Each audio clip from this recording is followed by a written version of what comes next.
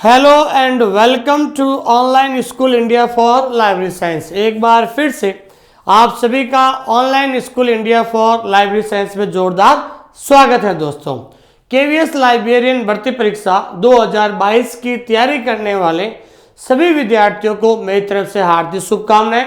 और आप सभी के साथ मैं एक विशेष सूचना शेयर करना चाहता हूं कि आपके जो केवीएस लाइब्रेरियन के एग्जाम जो है मार्च के महीने में होने की 100% संभावना है।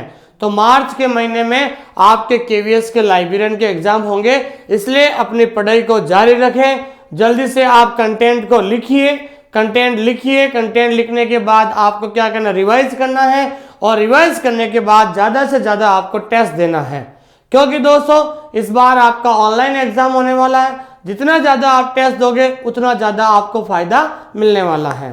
ठीक है दोस्तों, आज हम एक ऐसे टॉपिक के बारे में चर्चा करने जा रहे हैं, ठीक है, जिसमें कई बार हमेशा सवाल बनता है। पिछली बार केवीएस के अंदर भी सवाल आया था, केवीएस 2018 के अंदर आया था, ठीक है ना। तो अब एक सवाल जो ऐसा है, आपको पता है कि आपके सिलेबस को 6 पार्ट में डिवाइड कर दिया है। कितने पार्ट में डिवाइड कर दिया? 6 पार्ट के अंदर। तो ये आपके कौन सा है? पार्ट 2 है। पार्ट 2 के अंदर, पार्ट 2 का नाम है knowledge organisation information processing and retrieval. ये सबसे इंपॉर्टेंट पार्ट है और इसमें से बहुत सारे सवाल पूछे जाते हैं। लेकिन एक चीज ध्यान रखना, और हम जो कॉलम क्लासिफिकेशन पढ़ रहे हैं, ठीक है ना भाई, कॉलम क्लासिफिकेशन का जब हम अंदर पढ़ते हैं तो बच्चे क्या सोचते हैं, स्टूडेंट क्या सोचते हैं कि खाली कॉलम क्लासिफिकेशन पढ़ लिया और कॉलम क्लासिफिकेशन के 7 एडिशन पढ़ लो, उसके बाद कुछ नहीं पढ़ने की जरूरत है। गलत। ध्यान रखना है, सीसी के अंदर सीसी से रिलेटेड बहुत सारे जो टॉपिक होते हैं, ध्यान रखना। कोई विद्यार्थी कह रहे सर वो सिलेबस में नहीं है। कल एक लड़के का फोन आया कि सर आप फेज रिलेशन आप पढ़ा रहे हो। फेज रिलेशन का मतलब हिंदी में होता है दशा संबंध, जो आज हम क्लास शुरू करेंगे। कि सर फेज रिलेशन जो है कोर्स में है ही नहीं। तो ऐसा कुछ नहीं है दोस्तों, एक चीज ध्यान रखना है, सीसी से संबंधित बहुत सारे टॉपिक होते हैं। जैसे ध्यान रखना, आज हम पढ़ेंगे फेज रिलेशन। क्या पढ़ेंगे? Phase relation. ये फेज रिलेशन जो है सीसी के अंदर ही आता है, ये चीज आपको ध्यान में रखनी है। दूसरा जो फेज रिलेशन के बाद आता है 5 फंडामेंटल कैटेगरीज। 5 फंडामेंटल कैटेगरीज, ठीक है, जिसे हम क्या कहते हैं, 5 फंडामेंटल कैटेगरीज को कहते हैं PMEST। उसके बाद ध्यान रखना है, इसी के अंदर आता है मेन क्लास, जो आज हम पढ़ने वाले हैं। ठीक है ना भाई, क्या है भाई? Main class. और CCC के अंदर एक और टॉपिक आता है जिसको हम कहते हैं कॉमन आइसोलेट। क्या आता है दोस्तों? Common isolate. ये भी हमें CC के अंदर पढ़ना पड़ेगा। कॉमन आइसोलेट के अलावा हमारे पास आता है अपूपा पैटर्न। क्या है भाई? अपूपा पैटर्न। अपूपा पैटर्न भी कॉलम क्लासिफिकेशन से संबंधित है। उसके बाद हमें पढ़ना पड़ेगा step in practical classification. Step in practical classification, ये भी किसका भाग है? ये सीसी का भाग होता है। ध्यान रखना, इसमें से सवाल आते हैं, ध्यान रखना। फिर अपन को पढ़ना पड़ेगा डिवाइसेस का मतलब क्या होता है दोस्तों? विद्या। क्या होता है भाई? विद्या। तो मैं आपको फिर से कहना चाहता हूं, सवाल ध्यान रखना है, डायरेक्ट सीसी में से नहीं आएगा, ध्यान रखना, ठीक है ना। यहाँ तो सवाल सीसी में से 1 या 2 क्वेश्चन पूछेंगे आपको, लेकिन सीसी से संबंधित जो ये टॉपिक है छोटे छोटे, ध्यान रखना, फेज रिलेशन, दशा संबंध, 5 fundamental categories, main class, common isolate, अपूपा pattern, step in practical classification, devices, ठीक है ना भाई। और डिवाइसेस के बाद जो है नेमोनिक्स, ध्यान रखना, अगला जो टॉपिक है आपके 8वां जो है नेमोनिक्स, ध्यान रखना। तो ये नेमोनिक्स जो टॉपिक है ये आपके किससे संबंधित है भाई? ये आपके सीसी से संबंधित है। तो ध्यान रखना। तो कल किसी लड़के ने कहा कि सर आप जो है फेज रिलेशन पढ़ा रहे हो। कल मैं लाइव पढ़ा रहा था ऐप में, तो मैंने ये फेज रिलेशन पढ़ा रहा है कि सर ये फेज रिलेशन क्या होता है? हमारे कोर्स में तो नहीं है। कोर्स में कहाँ लिखा हुआ नहीं है कोर्स में। तो मैंने उनको एक ही बात कही कि कोर्स के आपके जो सिलेबस है, जो सेकंड पार्ट है, सेकंड पार्ट का जो सेकंड यूनिट है, अब सेकंड यूनिट में वहाँ लिखा हुआ है बिब्लियोग्राफिकल डिस्क्रिप्शन। अब बिब्लियोग्राफिकल डिस्क्रिप्शन में जाकर देख लेना, वहाँ पर CCC, AACR1, ठीक है ना भाई, AACR2 ये लिखा भी नहीं है वहाँ पर। क्या आप नहीं पढ़ोगे फिर? तो बिब्लियोग्राफी डेस्क्रिप्शन का मतलब ही उसके अंदर हमें कैटलॉगिंग में क्या पढ़ेंगे, हम कैटलॉगिंग पढ़ेंगे CCC है और AACR1 है, AACR2 है, RDA है। तो ये भी तो सिलेबस के अंदर नहीं लिखा हुआ है, लेकिन ये सिलेबस के अंदर ही आते हैं। तो ध्यान रखना, ये बहुत सारे सवाल तो इन टॉपिक में से ही बनते हैं। ध्यान रखना, जब तक आपको ये चीज़ क्लियर नहीं होगी तब तक आपका सवाल कभी सही हो ही नहीं सकता। ध्यान रखना, इसलिए कॉलम क्लासिफिकेशन के अंदर ऐसे छोटे छोटे 8 जो टॉपिक है, इन 8 टॉपिक में से एक एक सवाल परीक्षा में हमेशा पूछा जाता है, हमेशा एक एक सवाल पूछा जाता है। इसलिए ध्यान दीजिए, आप केवल कॉलम क्लासिफिकेशन पढ़ लिया, कॉलम क्लासिफिकेशन के 7 एडिशन होते हैं, कौन से एडिशन में क्या हुआ वो पढ़ लिया, नहीं, आपको बिल्कुल ये सारे जो टॉपिक हैं ये सब कॉलम क्लासिफिकेशन के अंतर्गत या अधीन आते हैं। इसलिए आपको इन सारे टॉपिकों को पढ़ना है। तो आज हम पढ़ने जा रहे हैं दोस्तों फेज रिलेशन, बहुत ज्यादा इंपॉर्टेंट है। ठीक है, अब देखिए फेज रिलेशन क्या होता है। फेज रिलेशन को हिंदी में कहते हैं दशा संबंध। क्या होता है दोस्तों? दशा संबंध। ठीक है ना। अब दशा संबंध से याद आया है कि फेज रिलेशन और फेज लिंक, तो ध्यान रखना, रंगनाथन ने जो है समान जो है वर्गांक वाली जो किताबें होती हैं, समान जो एक जैसे क्लास नंबर की जो किताबें होती है, उन किताबों के बीच में जो है समान विषय वाले समान विषय वाली जो किताबें होती हैं, उन किताबों के बीच में उन्होंने एक फेज लिंक टेक्निक तैयारी की थी, टेक्निक को तैयार किया था। और फेज लिंक जो टेक्निक है, जो दोनों किताबों के बीच में जीरो का जो प्रयोग हुआ था, वो दोनों जो एक ही विषय की जो किताबें होती हैं उनके बीच में जीरो लगाना होता है। अब कैसे है, इधर देखिए आप। ठीक है, अब फेज रिलेशन क्या होता है, ध्यान रखना है। नोट, दशा संबंध का विधिवत प्रयोग सीसी के 4th एडिशन में देखने को मिलता है। ये सवाल कई बार पूछा जाता है। सवाल यही आएगा कि जो फेज रिलेशन का जो कॉन्सेप्ट है, ध्यान रखना क्या है दोस्तों, concept, the concept of phase relation. ध्यान रखना कि फेज रिलेशन का जो कॉन्सेप्ट है, मतलब दशा संबंध, ध्यान दीजिए इधर, दशा संबंध का जो कॉन्सेप्ट है, कॉन्सेप्ट का मतलब क्या हो गया, अवधारणा। ठीक है ना भाई, अवधारणा। जो फेज रिलेशन का जो कॉन्सेप्ट है, ये कॉन्सेप्ट कब आया था, ध्यान रखना, सवाल आएगा परीक्षा के अंदर, तो सीसी के 1st एडिशन में आया था। कहाँ पर आया था भाई, सीसी के 1st एडिशन में आया था। ये चीज ध्यान रखना। तो सीसी के हमने 7 एडिशन पढ़ी है, ठीक है ना, जिसमें सीसी का जो 1st एडिशन है, तो सीसी के 1st एडिशन में फेज रिलेशन का क्या आ गया भाई, कॉन्सेप्ट आ गया था। ये चीज आपको ध्यान रखना। तो पहला सवाल यही बनेगा कि दशा संबंध या फेज रिलेशन का कॉन्सेप्ट कब लाया गया, तो सीसी के 1st एडिशन में लाया गया। वेरी इंपॉर्टेंट है, 2 विषय वाली पुस्तकों में, कौन से भाई, 2 विषय वाली पुस्तकों में वर्गों के निर्माण के लिए उन्होंने दशा कड़ी को अंग्रेजी में क्या कहते हैं, फेज लिंक टेक्निक। याद रखना इसको अच्छी तरीके से। 2 विषय वाली पुस्तकों में वर्गों के निर्माण के लिए उन्होंने दशा कड़ी तकनीक का प्रयोग किया था। किसका प्रयोग किया था भाई, दशा मतलब फेज लिंक का प्रयोग किया, और उन विषय के बीच शून्य को स्थिति कड़ी फेज लिंक के रूप में अनुमत किया गया था।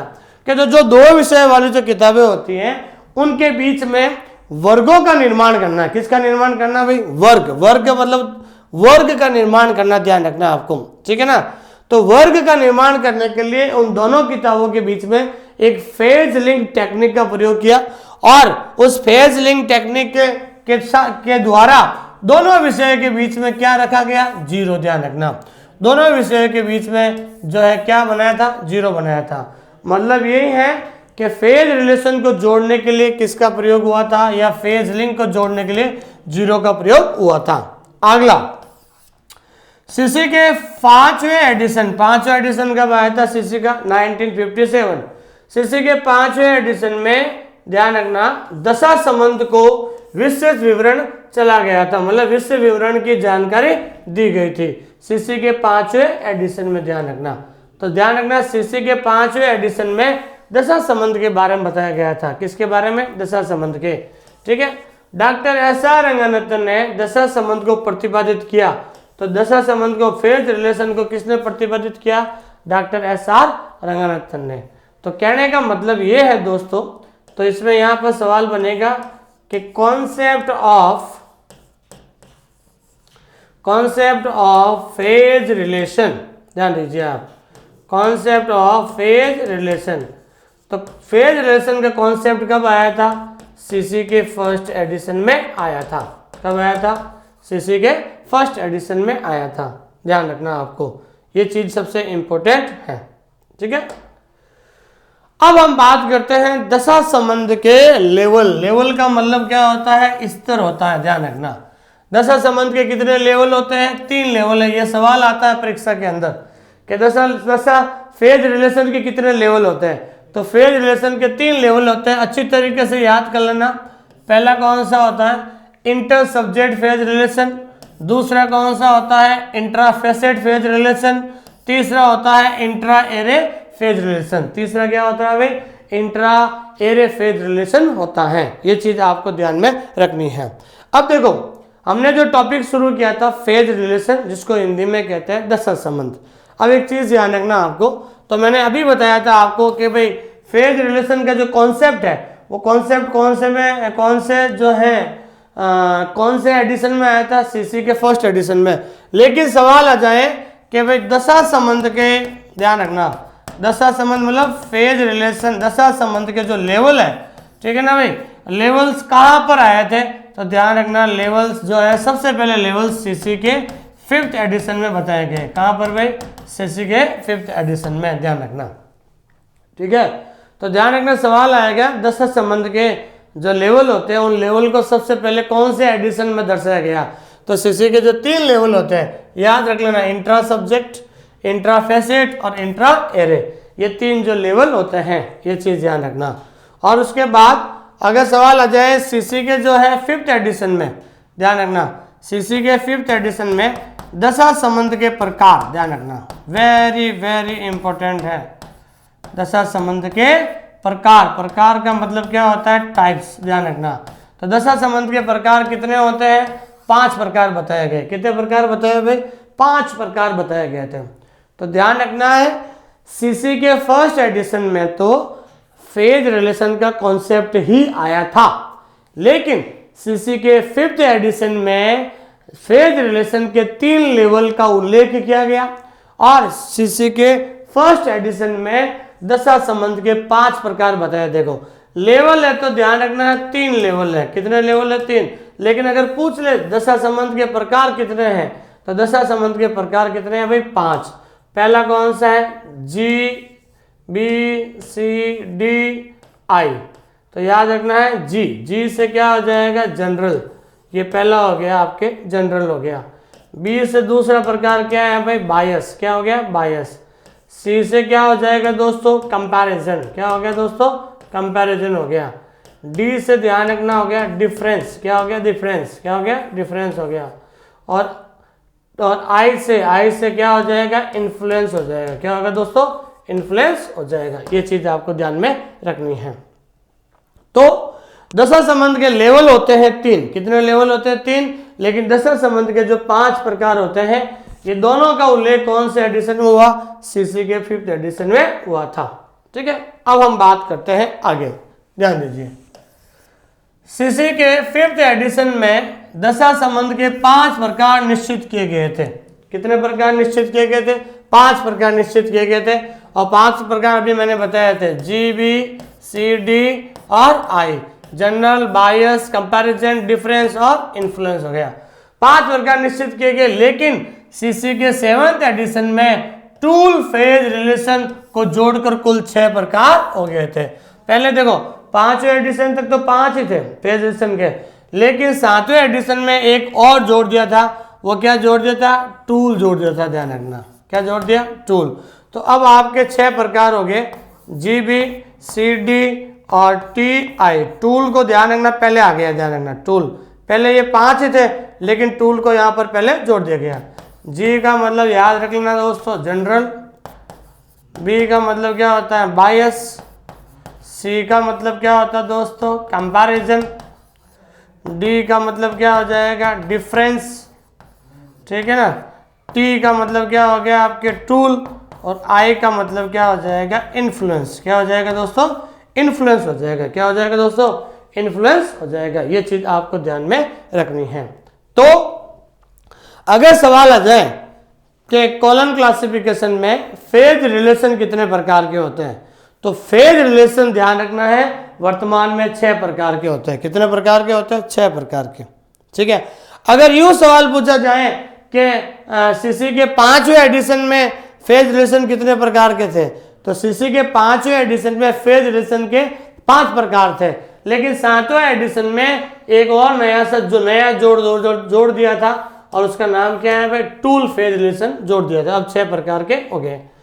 वेरी इंपॉर्टेंट है, सीसी के 6 एडिशन तक ध्यान रखना, एडिशन 1 से लगाकर 6 तक, ध्यान दीजिए, एडिशन 1 से लगाकर 6 तक।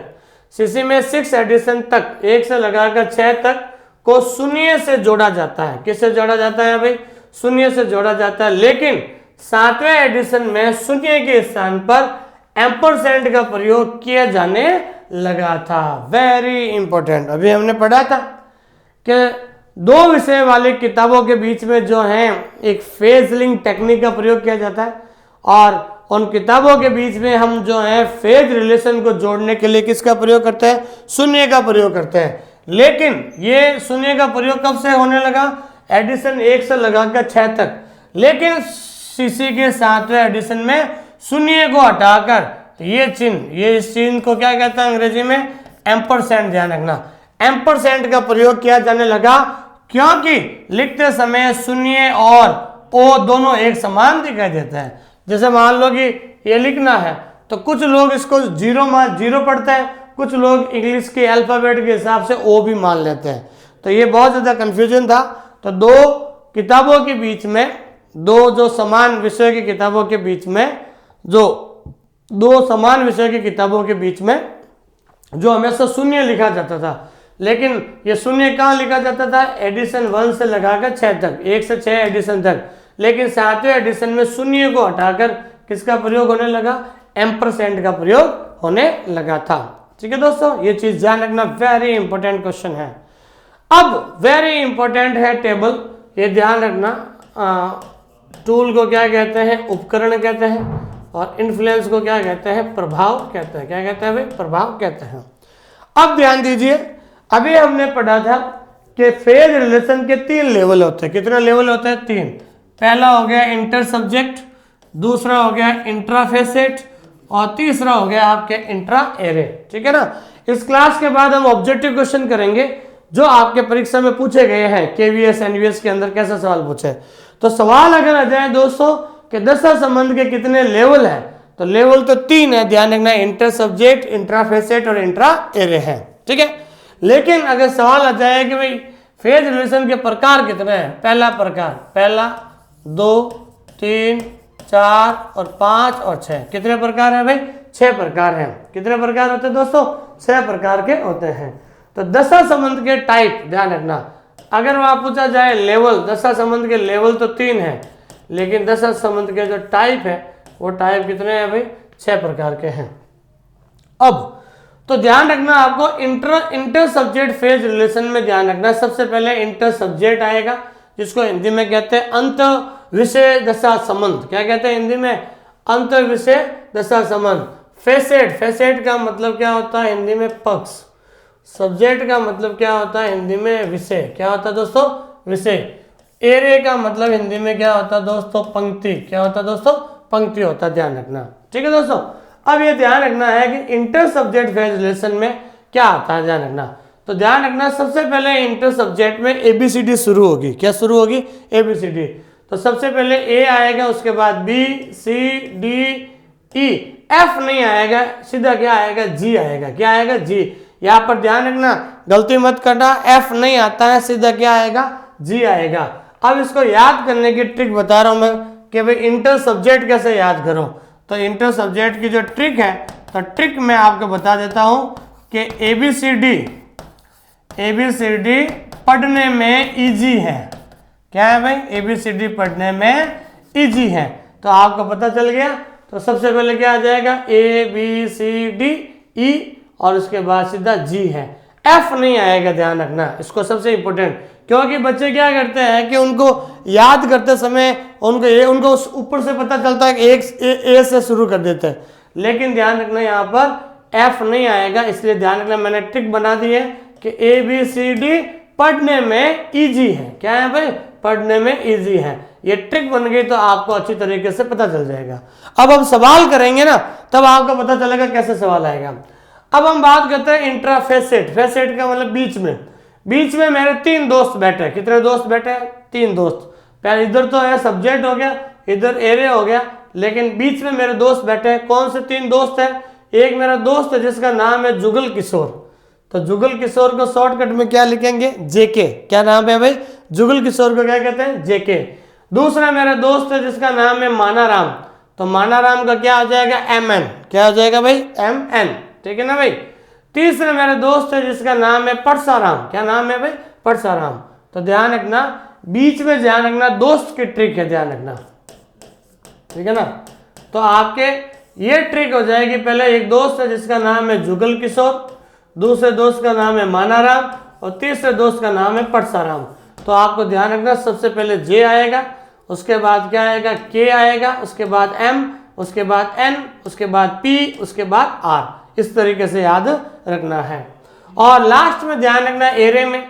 एरे में इतना ध्यान रखना टी से शुरू होगा, ध्यान रखना, ये बहुत इजी है। T, U, V, W, X और वाई, ये चीज ध्यान रखना। तो पहले ध्यान रखना सब्जेक्ट आता है, उसके बाद क्या आता है भाई? फेसेट आएगा, और उसके बाद क्या आता है? एरे आता है। क्या आता है भाई? अरे पहले तो ध्यान रखना इंटर सब्जेक्ट, उसके बाद इंटर फेसेट और इंटर एरे, ध्यान रखना ये चीज आप सफा ध्यान रखना, ठीक है भाई। ये 3 लेवल होते हैं। कितने लेवल होते हैं दोस्तों? ये 3 लेवल होते हैं। सफा, सफा का मतलब सब्जेक्ट, फेसेट और एरे हो जाएगा। ये चीज आपको ध्यान में रखनी है, ठीक है। और जो इस क्लास को देख रहे हैं, सबसे पहले तो आप इस क्लास को लाइक कीजिए, जल्दी से आप लाइक कीजिए, बिल्कुल जल्दी से आप लाइक कीजिए, और लाइक करने के बाद कमेंट जरूर कीजिए, और हमारे इस चैनल को जरूर सब्सक्राइब कीजिए, ताकि आपको बहुत जल्द जो है लाइब्रेरी साइंस से संबंधित हर नई चीज अपडेट आपको मिलती रहेगी। तो मैं आपको 1 मिनट लूंगा बीच में। सबसे पहले कि जो केवीएस लाइब्रेरियन एग्जाम 2023 है, ये आपके लिए सबसे पहले एक आपके लिए एक इन्विटेशन लेकर आया हूं। अब इन्विटेशन क्या है दोस्तों, ये चीज ध्यान रखना आपको। इन्विटेशन ये है आपके लिए, मैं आप सबको इन्वाइट करने के लिए आया हूँ। इन्वाइट ये करने के लिए आया हूँ कि दोस्तों एक आपका फ्री ऑनलाइन मेगा टेस्ट होने वाला है, ध्यान रखना, फ्री ऑनलाइन मेगा टेस्ट। सबसे पहले हमारे ऐप को डाउनलोड कर लीजिए। हमारा जो ऐप है ऑनलाइन स्कूल इंडिया, इसको डाउनलोड कर लीजिए।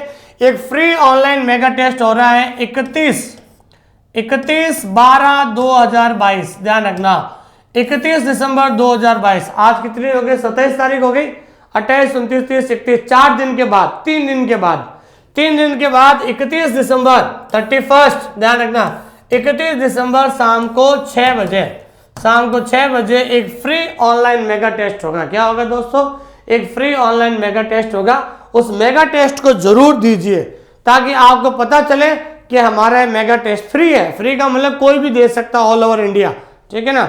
उस मेगा टेस्ट को दीजिए, ताकि उसके अंदर पूरा जो है सब्जेक्ट का सिलेबस आएगा, ताकि आपको पता चले कि हमारे कितने सवाल सही होते हैं, कितने नंबर आते हैं, कहाँ गलतियाँ होती है, कौन से टॉपिक जो है मेरे गलत हुए हैं उसके बारे में। तो 31 दिसंबर को आपको शाम को 6 बजे आपका मेगा टेस्ट है। इस मेगा टेस्ट को जरूर दीजिए, और सबसे पहले हमारे ऐप को डाउनलोड कीजिए। अब देखिए, जो हमने फेज रिलेशन पढ़ा था, छोटा सा टॉपिक था। अब सवाल कैसे आते हैं, इसको अच्छे तरीके से ध्यान रखना कि निम्नलिखित में से कौन सा अक्षर सीसी के 7th एडिशन में इंट्रा एरे डिफरेंस के लिए प्रयोग किया जाता है। किस लिए किया जाता है भाई? इंट्रा एरे डिफरेंस के लिए प्रयोग किया जाता है। पहले तो ध्यान दीजिए आप, सीसी के 6 प्रकार होते हैं। कितने प्रकार होते हैं? सीसी के 6 प्रकार, जीबी, सीडी, और उसके बाद टी, और उसके बाद आई। यही होते हैं भाई 6 प्रकार। 6 प्रकार कौन कौन से होते हैं? जीबी, सीडी, टी, आई। जी का मतलब क्या होता है? जनरल। बी का मतलब बायस। सी का मतलब कंपैरिजन। डी का मतलब डिफरेंस। आई और टी का मतलब टूल और आई का मतलब इन्फ्लुएंस। अब इन्होंने क्या पूछा है, इंट्रा एरे के बारे में पूछा, ध्यान रखना। तो आपको पता है भाई एरे कौन सा आता है, सबसे लास्ट वाला आता भाई। एरे जो है ये लेवल है, पहला लेवल होता है सब्जेक्ट, दूसरा होता है फेसेट, तीसरा एरे। तो एरे कहाँ से शुरू होता है, टी से, तो टी यू वी और डब्लू। तो इन्होंने क्या पूछा है भाई, आपको डिफरेंस का पूछा है। तो ये ध्यान रखना, डिफरेंस के लिए कौन सा चिन्ह आएगा, तो डिफरेंस के लिए क्या आएगा दोस्तों, डब्लू आएगा। क्या आएगा दोस्तों, डब्लू आएगा, ध्यान रखना। तो इस तरीके से ध्यान रखना है कि इंट्रा एरे डिफरेंस के लिए किस प्रकार से शब्द आएगा। अब ये ध्यान रखना है, सीसी के 7th एडिशन में दशा संबंध डिजिट बी प्रदर्शित करता है। फिर से वही आपको लिखना है, दशा संबंध के प्रकार जनरल, उसके बाद बायस और उसके बाद कंपैरिजन, उसके बाद डिफरेंस, उसके बाद डिफरेंस के बाद क्या हो जाएगा, टूल, और टूल के बाद क्या हो जाएगा, इन्फ्लुएंस। क्या हो जाएगा दोस्तों, इन्फ्लुएंस हो जाएगा। अब इन्होंने क्या पूछा है, बी। तो आपको पता है कि भाई सब्जेक्ट हमेशा शुरू होता है, तो सब्जेक्ट ए और बी, तो बी से याद रखना क्या आएगा दोस्तों, बायस आएगा। क्या आएगा सवाल, ये बायस। ये आपके केवीएस 2018 के पेपर में आया था। ये कहां पर आया था, केवीएस 2018 के पेपर में आया था। ये सवाल आपको ध्यान में रखना है। सीसी के 7th एडिशन में दशा संबंध रिलेशन जी प्रदर्शित करता है। किससे भाई, जी प्रदर्शित करता है।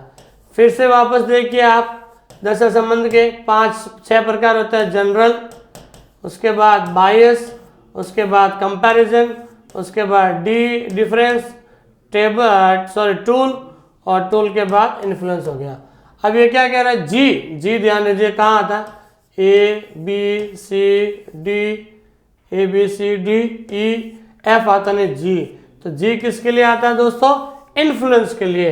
तो आपका क्या हो जाएगा दोस्तों, ये इन्फ्लुएंस हो जाएगा। क्या हो जाएगा दोस्तों, इन्फ्लुएंस हो जाएगा। ये चीज आपको ध्यान में रखनी है।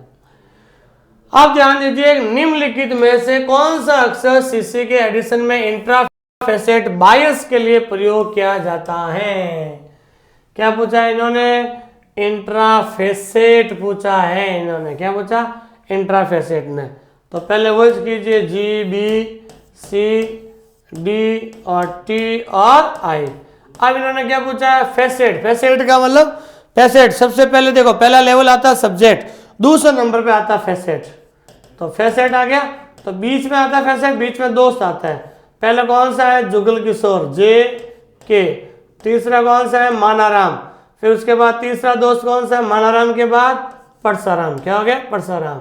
तो इन्होंने क्या पूछा, बायस के लिए, तो ये रहा बायस। तो बायस के लिए कौन सा वर्ड आएगा, के आएगा। कौन सा आएगा दोस्तों, के आएगा। ऐसे सवाल हमेशा परीक्षा के अंदर पूछे जाते हैं, तो इसलिए इस ढंग से याद कर लेना, क्योंकि केवीएस के अंदर 2018 के अंदर ये सवाल पूछा गया था। अब हम दोस्तों पढ़ने जा रहे हैं कॉलम क्लासिफिकेशन की मेन क्लास। अब इस मेन क्लास को याद करने का तरीका जो है मैं आपको बताता हूं। ये ट्रिक है जो मैं ट्रिक आपको बताने वाला हूं, अच्छी तरीके से याद रखना आप। सबसे पहले ट्रिक क्या है आपको पता, सबसे पहले ध्यान रखना है कि हमेशा एक चीज ध्यान रखना है, जब हम सब आप जैसे सभी लोग लाइब्रेरियन की तैयारी कर रहे हैं, आप सभी लाइब्रेरियन की तैयारी कर रहे हैं, शांति से पढ़ने के लिए कहाँ जाओगे, लाइब्रेरी के अंदर पढ़ने जाओगे, प्राइवेट लाइब्रेरी वगैरह ज्वाइन करोगे। तो पुराने ज़माने में हम जो हैं, और उससे सबसे ज़्यादा शांति और अच्छी सांस हो, अच्छी जो है कह सकते हैं अच्छा सा जो है जगह कह सकते हैं अपन, अच्छा सा मौसम हो, तो मौसम को अच्छा सा जगह या मौसम है तो उसको क्या कहते हैं हम, नेचुरल साइंस भी कह सकते हैं। क्या कह सकते हैं भाई, नेचुरल साइंस भी कहते हैं। तो ध्यान रखना आपको, तो ध्यान रखना सामान्य साइंस की जगह या आप कर देना नेचुरल साइंस। क्या कहते हैं ना, नेचुरल साइंस। नेचुरल साइंस का मतलब क्या होता है दोस्तों, प्राकृतिक विज्ञान। क्या कहते हैं दोस्तों उसको, प्राकृतिक विज्ञान कहते हैं। ठीक है, तो ए पे क्या आएगा यहाँ पर, नेचुरल कर देना। ठीक है ना, नेचुरल साइंस हो जाएगा। ठीक है, तो समझ लीजिए आप कि आपको पढ़ने जाना है और आपका प्रकृति की गोद में बैठकर पढ़ना चाहते हैं, तो ए पर ध्यान रखना, ए पर हमेशा कौन सा सब्जेक्ट आएगा, ए पर आएगा नेचुरल साइंस आएगा। क्या आएगा दोस्तों, नेचुरल साइंस आएगा। तो आप नेचुरल साइंस मतलब प्राकृतिक विज्ञान पढ़ रहे हो या प्रकृति की गोद में पढ़ रहे हो, तो सबसे पहले प्रकृति की गोद में बैठ गए तो सबसे पहले आप कौन सा सब्जेक्ट पढ़ोगे, सबसे भारी। तो भारी कौन सा होता है, मैथमेटिक्स। तो ध्यान रखना है। तो इसके बाद आप प्रकृति की गोद में बैठो। एक प्रकृति की गोद में बैठने का मतलब होता है ए पर नेचुरल साइंस आ गया। अब आप प्रकृति की गोद में बैठे पढ़ना शुरू करोगे तो सबसे पहले कौन सा भारी सब्जेक्ट पढ़ोगे, और सबसे हार्ड सब्जेक्ट क्या होता है, बी मैथमेटिक्स। तो बी पे मैथमेटिक्स। मैथमेटिक्स के बाद हार्ड सब्जेक्ट कौन सा होता है, ये आपके हो जाएगा फिजिक्स। तो सी पे क्या आ जाएगा, फिजिक्स। जो विद्यार्थी फिजिक्स और मैथमेटिक्स में याद होता है, ये जो है होशियार होता है, वो क्या बन जाता है भाई, इंजीनियर बन जाता है। तो डी पे क्या हो जाएगा, इंजीनियर हो जाएगा। लेकिन इंजीनियर बन गया, लेकिन इंजीनियर बनने के लिए उसको क्या पढ़नी पड़ेगी, केमिस्ट्री भी पढ़नी पड़ेगी। तो ई पे क्या हो जाएगा, केमिस्ट्री हो जाएगी। ठीक है। F fashion TV. तो टीवी से याद रखना आपको टेक्नोलॉजी। एफ टी का मतलब होता है फैशन टीवी, याद रखना। टीवी से याद रखना टेक्नोलॉजी। जीबी का मतलब क्या होता है, गीगाबाइट। क्या होता है दोस्तों, गीगाबाइट। जीबी याद रखना, जीबी का मतलब गीगाबाइट। लेकिन यहाँ पर कौन सा सब्जेक्ट आएगा, बायोलॉजी। तो ध्यान रखना आपको ए से लगाकर एम तक, ध्यान रखना ए से लगाकर एम तक साइंस सब्जेक्ट ही आते पूरे। ये देख सारे साइंस सब्जेक्ट आएंगे। अब आगे एच के साथ कौन सा सब्जेक्ट आएगा, जियोलॉजी आएगा। अब मेरे पिताजी आईबी में काम करते हैं। आईबी का मतलब होता है इंटेलिजेंस ब्यूरो में काम करता है। तो बी से क्या हो जाएगा दोस्तों, बोटनी हो जाएगा। क्या हो जाएगा दोस्तों, बोटनी हो जाएगा।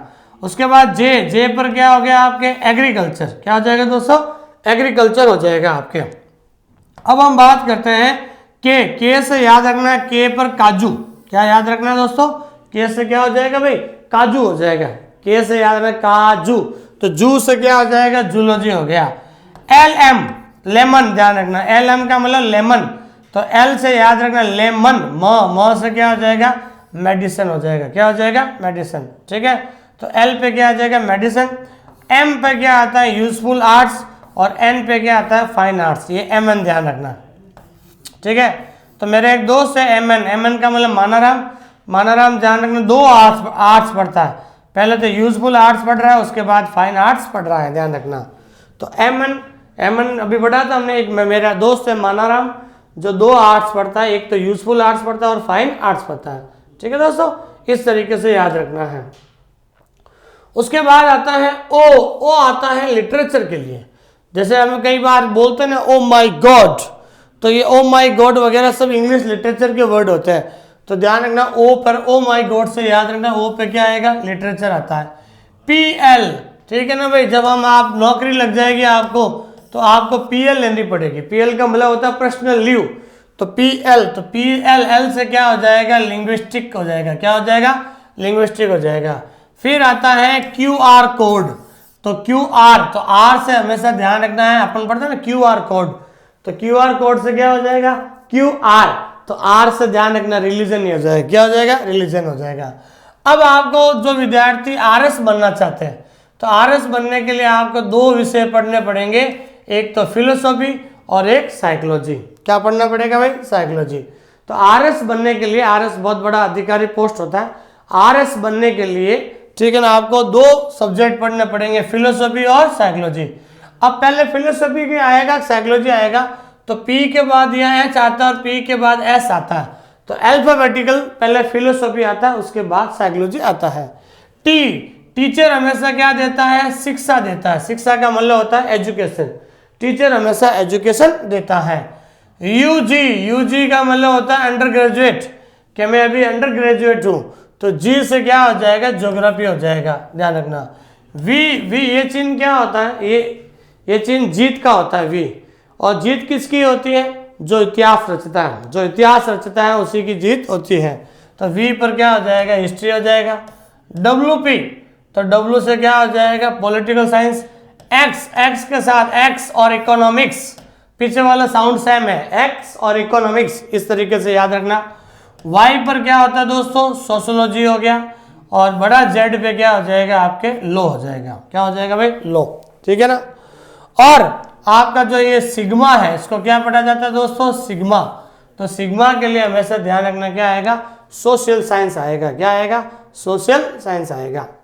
अब ध्यान रखना एच एक्स के लिए आता है माइनिंग, के एक्स के लिए आता है एनिमल हस्बेंड्री, एल एक्स के लिए फार्मोकोग्निसी, और जेड छोटे वाला अगर जेड आता है तो छोटे वाला जेड आता है, मतलब स्मॉल रोमन लेटर आता है, तो स्मॉल रोमन लेटर जेड के लिए जेनेरलिया वर्ड आएगा। क्या आएगा दोस्तों, जेनेरलिया वर्ड आता है।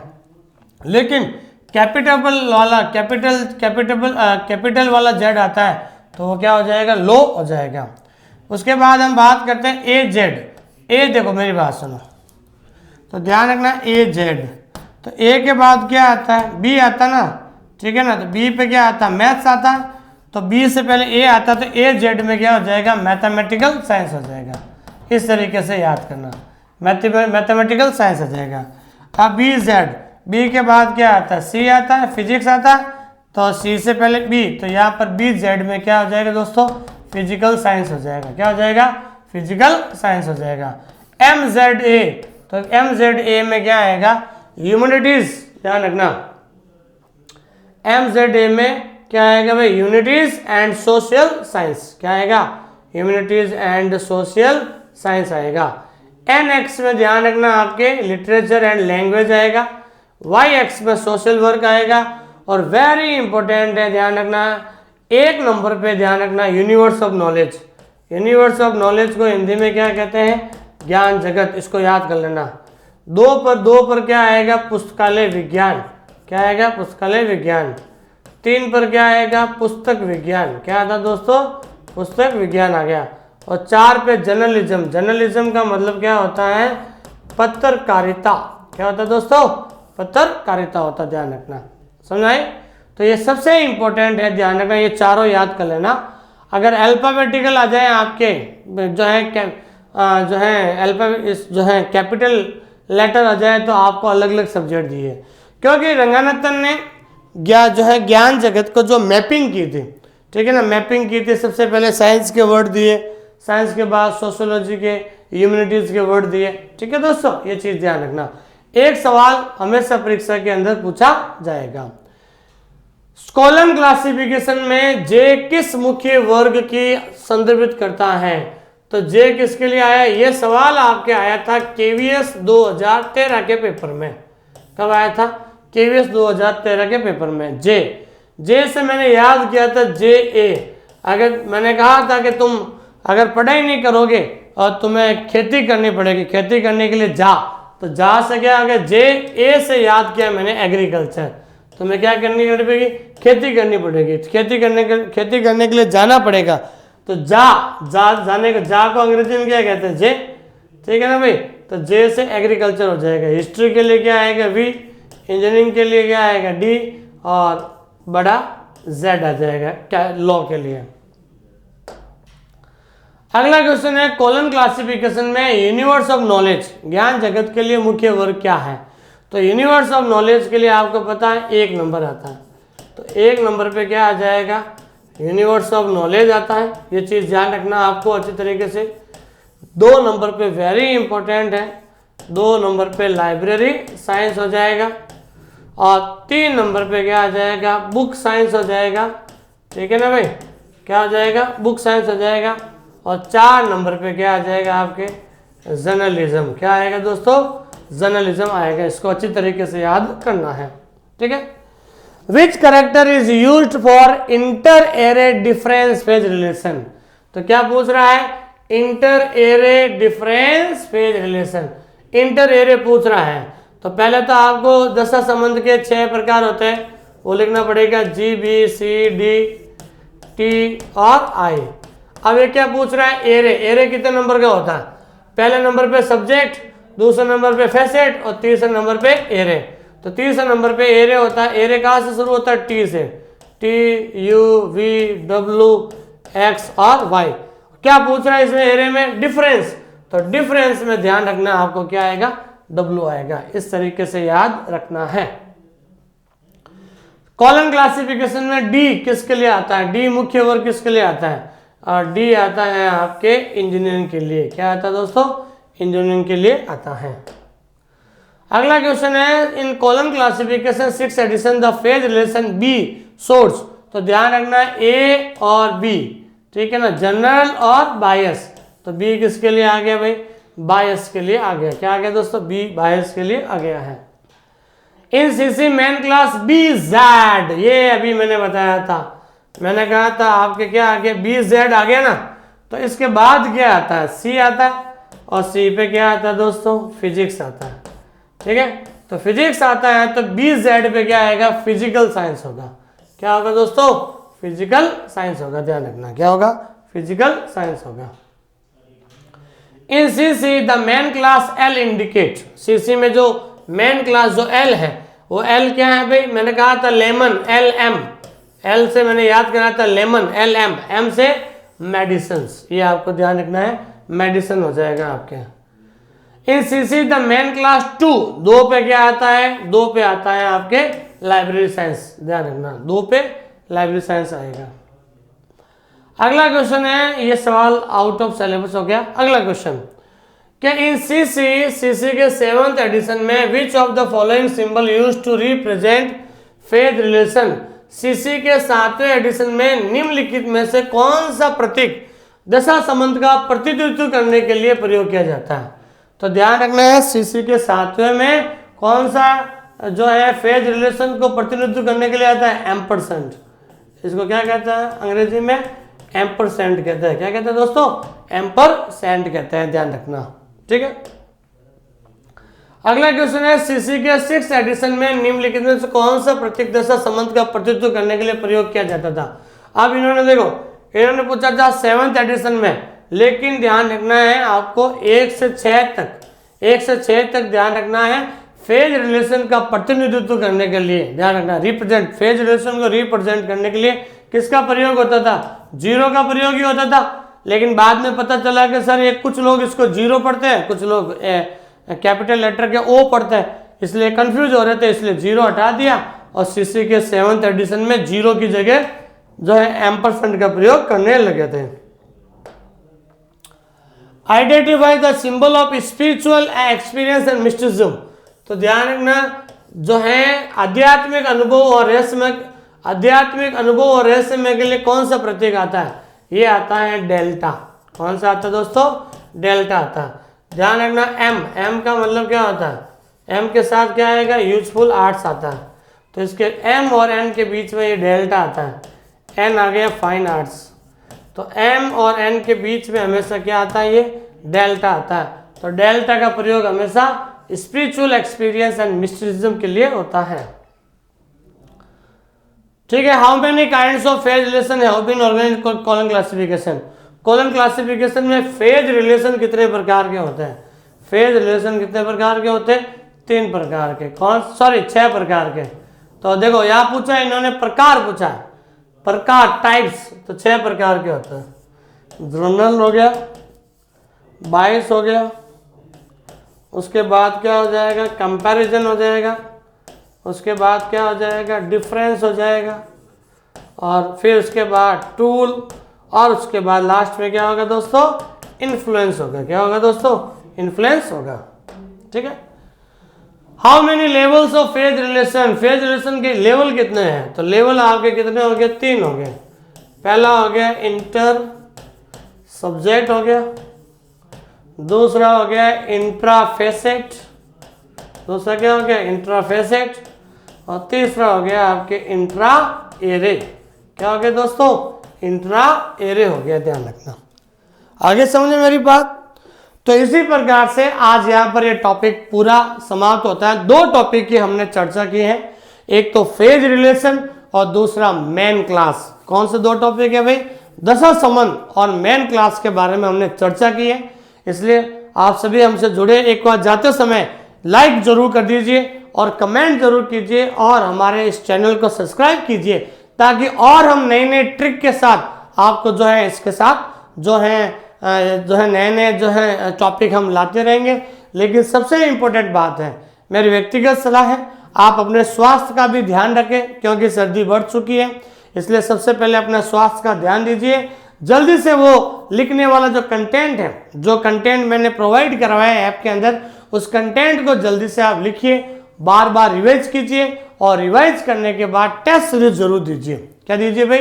टेस्ट सीरीज जरूर दीजिए, क्योंकि अभी मैं बता रहा हूं, अभी जो विद्यार्थी जो है काफी लाइव क्लासेस के चक्कर में पड़े हैं, तो उन विद्यार्थियों को मैं कहना चाहता हूं लाइव क्लासेस में अगर आप डेली 1 घंटा भी लाइव क्लास पढ़ोगे तो 4 महीने में आपका कोर्स पूरा होगा। तो यकीन मान लीजिए जब कोर्स पूरा होगा तो आप रिवीजन कब करोगे, टेस्ट कब दोगे। इसलिए जल्दी से आप साथ साथ रिवीजन कीजिए और टेस्ट दीजिए। और हमने टेस्ट सीरीज हमारी शुरू हो चुकी है और 1 तारीख से, जनवरी से, और 31 तारीख को, 31 को हमारा एक फ्री मेगा टेस्ट है हमारे ऐप के अंदर। उस टेस्ट को जरूर दीजिए आप, फ्री मेगा टेस्ट है, उस टेस्ट को जरूर दीजिए ताकि आपको पता चले कि आपका लेवल क्या है। Thank you very much.